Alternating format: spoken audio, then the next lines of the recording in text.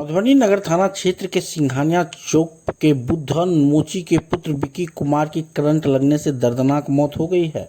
घटना के बाद मृतक के परिवार और स्थानीय इलाके में मातम पसरा हुआ है।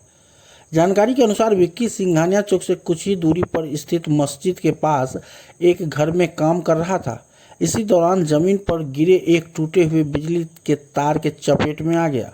परिजन उसे आनंद फानन में मॉडल सदर अस्पताल लेकर पहुंचे, जहां डॉक्टरों ने देखते ही उसे मृत घोषित कर दिया। स्थानीय लोगों का आरोप है कि हाल ही में नगर निगम द्वारा इलाके में अतिक्रमण हटाओ अभियान चलाया गया था, जिसके दौरान बिजली का तार टूट गया था। लोगों ने बिजली विभाग और नगर निगम पर घोर लापरवाही का आरोप लगाते हुए कहा कि अगर समय रहते तार को ठीक कर दिया जाता तो युवक की जान बच सकती थी।